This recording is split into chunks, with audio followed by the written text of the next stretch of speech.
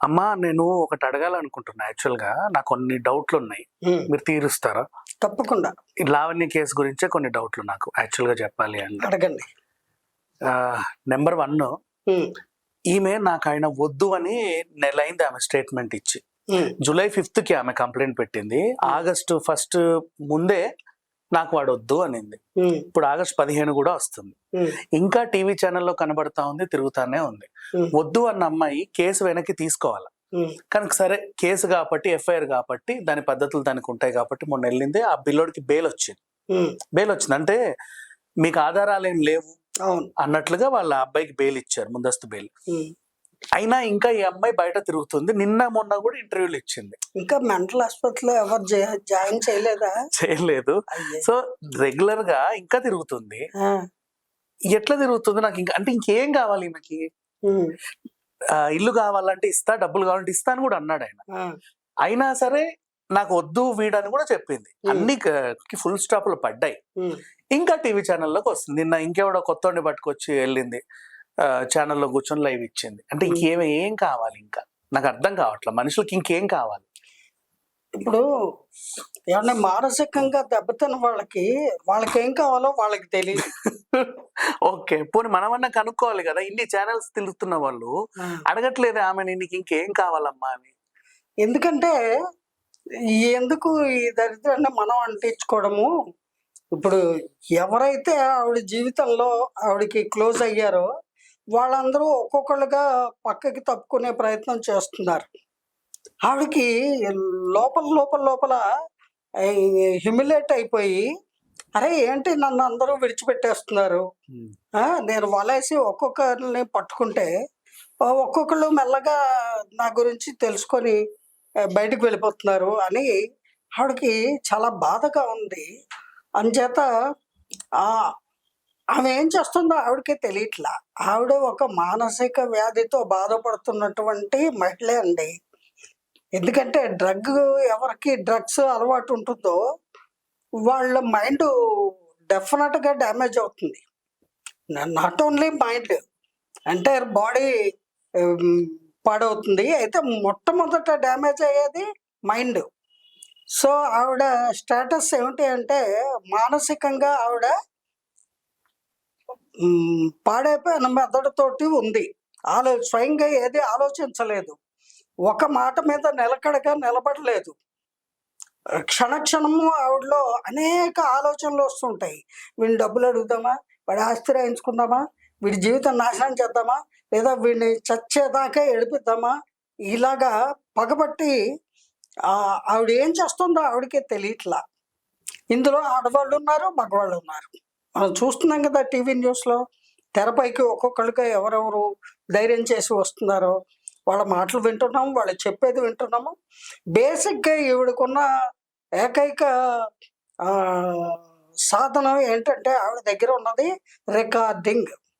అవి గూడా పాతబడిపోయాయి. చెండాలం అయిపోయింది. ఆ! ఈవిడ ఇంకేం చూపించినా వినడానికి గూడా జనాలకి ఇంట్రెస్ట్ లేదు. అహా! కాదండి. ఈవిడ చూపించడానికి ఇవి ఇదొక మార్గం ఎన్నుకుందావిడ రికార్డింగులనేవి. ఇప్పుడు కొత్తగా పరిచయమైన వాళ్ళందరికీ తాగించడాలు, డ్రగ్స్ మెల్లగా అలవాటు చేయడము. ఆ తర్వాత అందులో కూడా డబ్బున్న వాళ్ళనే ఎన్నుకొని ప్రత్యేకించి వాళ్ళు చెప్తున్నారు కదా! ఎవరైతే బాగా కోట్లల్లో డబ్బు ఖర్చు పెట్టగలరో, ఆస్తిపరులో చూసి అటువంటి వాళ్ళతోనే ఫ్రెండ్‌షిప్ చేస్తుందట.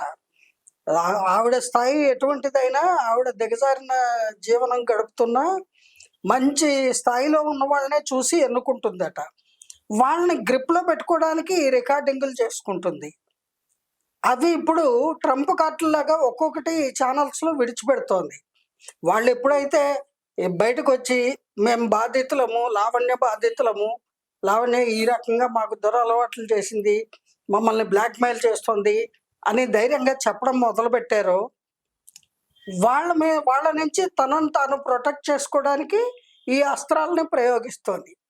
ఇప్పుడు యుద్ధంలో నాగాస్త్రం, బ్రహ్మాస్త్రం అని ఈ అస్త్రాలు వదులుతారు. అలాగా ఈవిడ దగ్గరున్న ఏకైక బ్రహ్మాస్త్రం ఈ బ్లాక్‌మెయిలింగ్ చేయడానికి రికార్డింగ్స్.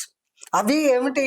బండ బూతులు, నీచమైనటువంటి వాళ్ళు చేసేటువంటి ఆ డ్రగ్ అడిక్షన్‌లో, ఆ మత్తులో వాళ్ళు వివస్త్రలుగా ఉండి ఆడామగలు ఉన్నటువంటి ఆ సన్నివేశాలన్నీ కూడా ఈవిడ నీలి చిత్రాలు రికార్డు చేసినట్టు చేసి పెట్టుకొని, బూతు మాటలన్నీ రికార్డు చేసి పెట్టుకొని వాటిని ప్రదర్శిస్తోంది. అక్కడికైనా వాళ్ళు భయంతోటో సిగ్గుతోటో పరువు పోతుందనో ఏదో ఒక భయభ్రాంతులకు లోనయ్యి ఈవిడికి అణిగి ఉంటారని ఆవిడ యొక్క దృఢ విశ్వాసం. ఇకపోతే ఆవిడ బ్రెయిన్ ఆర్డర్లో లేదండి. ఆవిడ మీద ఏమాత్రము ఎవరికైనా కనికరము దయ జాలి ఉంటే, ముఖ్యంగా ఆవిడ కుటుంబ సభ్యులు లేదా ఆవిడకి ఇంకా ఎవరైనా శ్రేయోభిలాషులు అని ఉంటే వాళ్ళు, లేదు ఈ కంప్లైంట్ ఇచ్చిన పోలీస్ శాఖ వారు. ఇలాంటి వాళ్ళకి శ్రేయోభిలాషులు ఉంటారా? శ్రేయోభిలాషులు అంటే ఆ పదానికి అర్థం ఉంది. ఉంటారు ఇలాంటి వాళ్ళకి కూడా ఉంటారు. అంటే ఈవిడ శ్రేయస్సు కోరే అంటే ఇదే పద్ధతిలో జీవనం గడిపే వాళ్ళు వాళ్ళ శ్రేయస్సు ఓకే ఓకే ఓకే ఉంటారు. వాళ్ళు ఏంటంటే ఏదో కన్నగాడి కత్తిమరవడని ఈ డ్రగ్ అడిక్షన్ ఉన్న వాళ్ళందరూ ఒక గూటి కింద పక్షుల్లా చేస్తారు. అవును, వాళ్ళకి శ్రేయోభిలాషులు.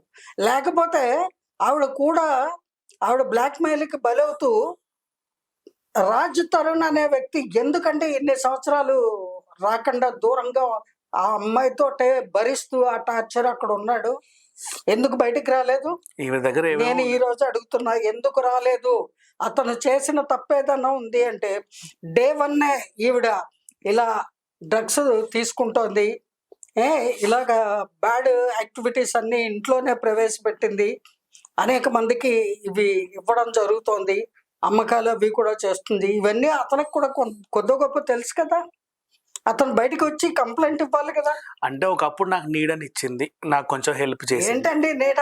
ఇప్పుడు ఎంతమంది బతుకులు చితికిపోతున్నాయో ఆవిడ వల్ల, ఎంతమంది రోడ్డు ఎక్కాల్సి వచ్చింది, ఇంకా ఎంతమంది భయంతో ఆవిడ బ్లాక్ మెయిలింగ్కి భయపడి దాక్కున్నారు. ఇప్పుడు బయటకు వచ్చి మాట్లాడుతున్న వాళ్ళని కూడా బెదిరిస్తోంది. అవి కూడా చూపిస్తున్నారు ఛానల్స్లో. ఎరా ఎక్కడున్నావు? అక్కడే ఉండు, నేను వస్తున్నా అంటోంది. వచ్చి ఏం పెడుతుంది? చంపేస్తుందా? మొన్న శేఖర్ భాష మీద దాడి చేసింది. చూడండి ఏంటి ఆ పనులు. అసలు తను ఒక మనిషి అనేది కూడా ఆవిడకి స్పృహలో లేదండి. పాపం ఆవిడ మీద జాలి చూపించి తక్షణమే ఉమెన్ అండ్ ప్రొటెక్షన్ సెల్ వారు కానీ లేదా మహిళా శిశు సంక్షేమ శాఖ అని మనకు ఒకటి ఉంటుంది, ఆ సంబంధిత అధికారులు కానీ లేదా పోలీసు శాఖ వారైనా సరే, మానసిక వైద్యులైనా సరే, ఎవరో ఒకళ్ళు ఆవిడ వీలైనంత త్వరగా మెంటల్లీ రీహాబిలిటేషన్ సెంటర్లో పెడితే ఆ అమ్మాయి కొన్ని సంవత్సరాలకైనా మానసికంగా కోలుకొని తను ఒక మనిషి, తను మనిషిలా బ్రతకాలి, సాటి మనుషుల్ని బ్రతకనివ్వాలి, ఈ రకమైన జీవనం గడపకూడదు అనేది తెలుసుకుంటుంది అని నాకు నమ్మకం ఉంది. కానీ ఎవరైనా అలా చేస్తే బాగుంటుంది. ఎందుకంటే అటువంటి వాళ్ళ జోలికి వెళ్ళేటువంటి పరిస్థితి లేదు నాకు కల్లో కూడా. కనీసం వాళ్ళని చూడడానికి కూడా నాకు ఇష్టం లేదు. కానీ తప్పనిసరిగా మాట్లాడుతున్నాం. ఎందుకంటే సంఘ హితవు కోరి సోషల్లీ వాళ్ళు ఎలా అంటే సొసైటీని డ్యామేజ్ చేసేవాళ్ళు. అందుకని వాళ్ళ గురించి మనం మాట్లాడుకోక తప్పట్లేదు, ఎంత వద్దన్నా కూడా. ఇంకా వాళ్ళ వ్యక్తిగత జీవితాలు వాళ్ళంతటా వాళ్ళు రోడ్డు మీదకి తెచ్చి పంచాయతీలు పెట్టి ఇలాగా టీవీలకు ఎక్కి 10 మంది నోళ్లలో వాళ్లే నాని వాళ్ళ బతుకుల్ని వాళ్లే సినిమాల్లాగా చూపించుకుంటూ ఎంత హీనమైన జీవనం గడుపుతున్నారు అనేది యావత్ ప్రపంచానికి వాళ్లే ప్రకటించుకుంటున్నారు. పైగా నన్నంటావా, నా గురించి మాట్లాడే హక్కు ఎవరికి లేదు అని అంటారు. ఎలా అంటారు? ఎలా అనగలుగుతారు? అండ్ ఇంకొకటి జూఫిలియా అనే ఒక వ్యాధి, అంటే మానసిక స్థితి బాగాలేకుండా డ్రగ్స్ కి అడిక్ట్ అయినా జంతువులతో కూడా శృంగారం చేసేటువంటి వాళ్ళు, అంటే మగాడు కావాలి నాకు ఈ ప్రాజెక్ట్ కావాలి అని సైకిక్ అయిన వాళ్ళు జంతువులతో కూడా శృంగారం చేస్తారు అని కొంతమంది జంతు వైద్య నిపుణులు చెప్పినట్టు. అంటే మెంటల్ కండిషన్ బాగాలేని వాళ్ళు ఇలా చేస్తారని కొంచెం మానసిక నిపుణులు చెప్పినటువంటి దాఖలాలు ఉన్నాయి. నిజంగా వీళ్ళు ఇలా చేస్తారంటారా? ఆ జంతు ప్రవృత్తి మానవుల్లో అనాగరిక పరిస్థితుల్లో ఉన్న సంవత్సరంలో ఆది మానవుల్లో ఉండేదని మనం చరిత్రలో చదువుకున్నాము. అయితే ఈవిడ్ని కూడా ఆది మానవురాలి కింద మనం భావించాలేమో, కర్మ నాకు అర్థం కావట్లే.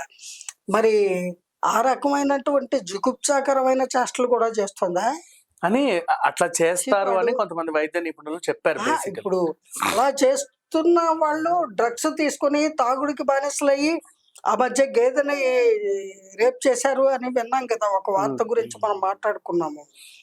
ఆ ఆ మగవాళ్లే కాక ఆడవాళ్ళు కూడా అంత స్టూప్ డౌన్ అయ్యి అలా ప్రవర్తిస్తారా ఏమో, అవకాశము లేకపోలేదు. ఎందుకంటే మానవుల్లో నిద్రాణమై ఉన్న జంతు ప్రవృత్తి మానసిక దౌర్బల్యంతో వాళ్ళు ఈ డ్రగ్ అడిక్ట్స్ అయిన తర్వాత ఉచ్చం నీచం వాళ్ళకి తెలియదు. అదే కదా నేను చెప్తున్నది, మొదటి నుంచి మొత్తుకుంటున్నది. అయ్యా ఆవిడ నేరస్తురాలు అనేది తర్వాత చూసుకోండి, ముందు ఆవిడ మానసిక పరిస్థితి బాగాలేదు. ఆవిడ ఇలాగ సమాజంలో తిరుగుతూ ఉంటే అనేక మంది పాడవుతారు. ఆవిడ తీసుకెళ్లి తక్షణమే మానసిక చికిత్సాలయంలో జాయిన్ చేయాలి. రోజు ఆవిడ ప్రదర్శిస్తున్నారు ప్రతి ఛానల్లో, చూడండి చూడండి చూడండి. వాళ్ళకు కూడా ఎప్పుడో ఒకప్పుడు శాస్తి జరుగుతుంది.